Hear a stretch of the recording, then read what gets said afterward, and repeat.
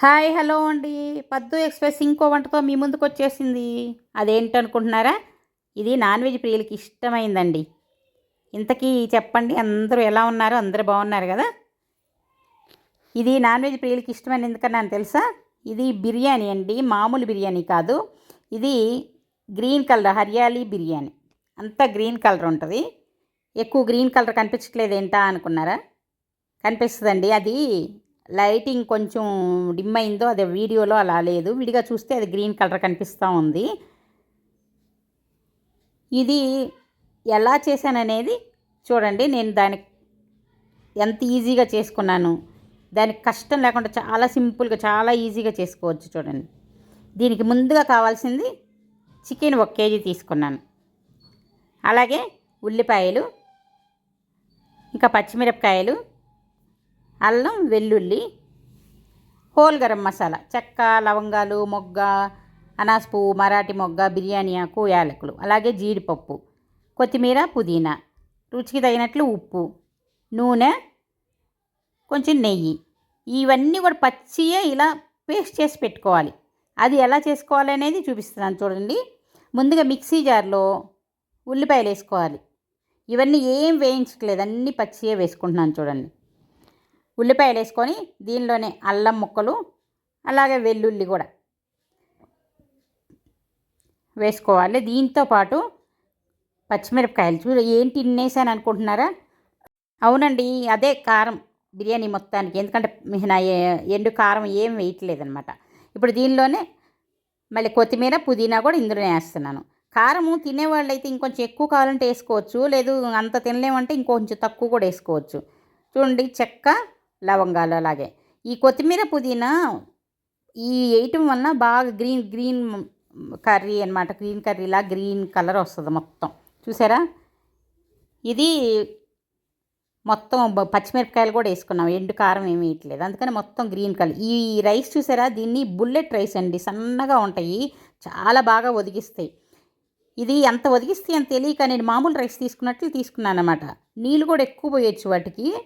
బాగా ఒదిగించినాయి. ఎక్కువయ్యి దీన్ని తీసి ఇంకో గిన్నెలో కూడా మళ్ళీ వేసుకోవాల్సి వచ్చింది. ఇప్పుడు 4 స్పూన్లు నూనె వేసుకొని, అలాగే మళ్ళీ 4 స్పూన్లు నెయ్యి కూడా వేసుకున్నాను చూడండి.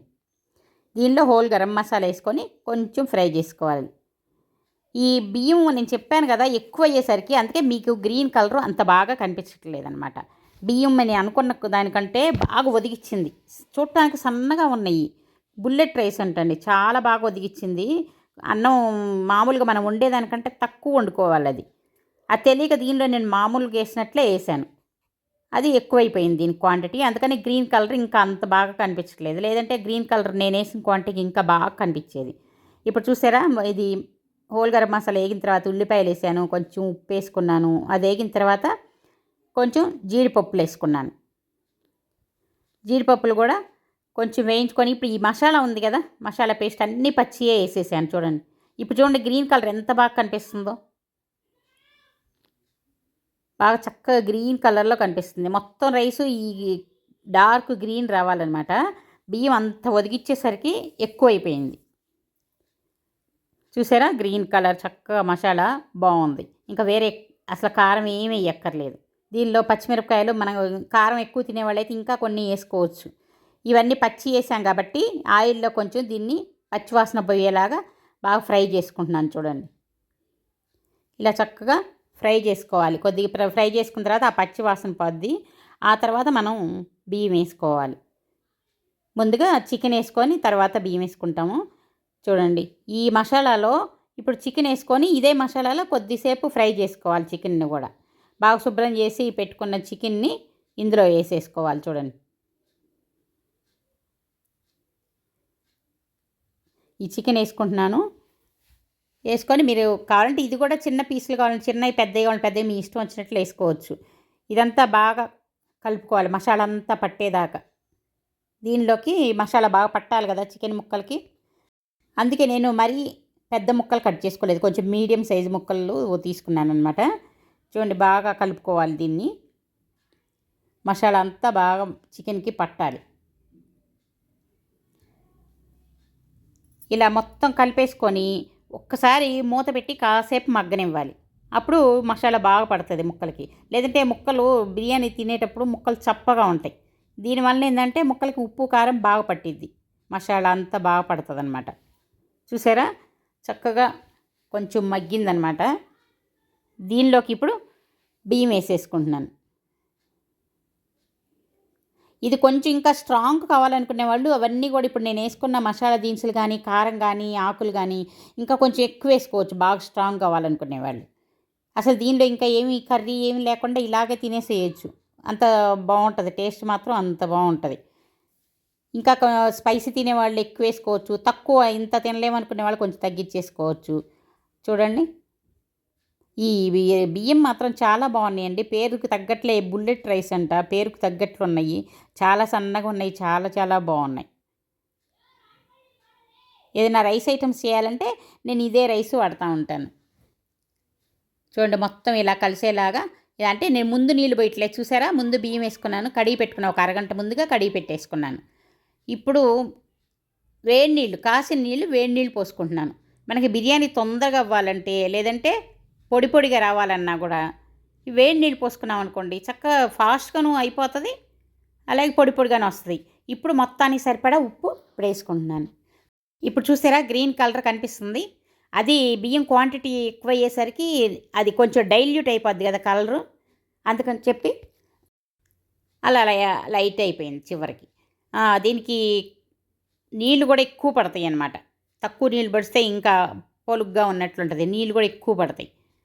చూసారా గిన్నె ఫుల్ వచ్చేసింది. అందుకే ఇప్పుడు ఇంత గ్రీన్ ఉంది. ఇప్పుడు మొత్తం అయిపోయేసరికి కొంచెం గ్రీన్ కలర్ తగ్గిపోయింది, ఇది డైల్యూట్ అయిపోయింది కదా అందుకని చెప్పి. లేకపోతే ఇంకా బాగా మంచి డార్క్ గ్రీన్ వస్తుంది అనమాట. చూడండి ఆల్మోస్ట్ చాలా వరకు ఒక 80% వరకు ఉడికిపోయింది, ఇంకొంచెం ఉంది. అది బాగా లో ఫ్లేమ్ పెట్టేసి మూత పెట్టేస్తే చక్కగా మగ్గిపోద్ది. అసలు ఏం కష్టం లేకుండా ఎంత ఈజీగా చూసారా. మొత్తం ఒకసారి అన్నీ మిక్సీకి వేసేసి అన్నీ వేసేసాము, ఇంకంతే కదా. తర్వాత ఉప్పు వేసుకున్నాము, ఎంత ఈజీగా అయిపోతుంది. సో ఇది బాస్మతి రైస్ అయినా తీసుకోవచ్చండి. బాస్మతి రైస్ ఎప్పుడు చేసేదే కదా అని ఒకసారి ఇది ట్రై చేద్దామని దీంతో ట్రై చేశాను. దీంతో ఏ రైస్ ఐటమ్ చేసినా, పులిహోరలు చేసినా, ఏదైనా కూడా పొడి పొడిగా చాలా బాగా వస్తాయి అన్నమాట. చూసారా బిర్యానీ రెడీ అయిపోయింది. లాస్ట్లో కొత్తిమీర చల్లుకుంటే అంతే. చాలా చాలా టేస్టీగా ఉంటుంది. తప్పకుండా మీరు ట్రై చేయండి. ఇది ట్రై చేసి ఎలా వచ్చిందో నాకు కామెంట్ సెక్షన్లో కామెంట్స్ పెట్టండి. చూడండి పొడి పొడిగా వచ్చింది, ఇంకొంచెం లైట్గా నీరు ఉంది, ఇంకొంచెం సేపు మూత పెట్టి మగ్గించుకుంటే అది కూడా ఎగిరిపోతుంది. చాలా బాగుంది కదా, చూడటానికే బాగుంది. చూడండి విడిగా చూస్తే గ్రీన్ కలర్ ఇంకా బాగా కనిపిస్తుంది. చూడండి లాస్ట్లో కొత్తిమీరతో కొంచెం అలా గార్నిష్ చేసుకుంటే ఇంకా చాలా చాలా బాగుంటుంది. టేస్ట్ కూడా చాలా బాగుందండి. తప్పకుండా మీరు కూడా చేసి ఎలా వచ్చిందో నాకు చెప్పండి. అలాగే ఈ వీడియో కనుక మీకు నచ్చినట్లయితే లైక్ చేయండి, షేర్ చేయండి.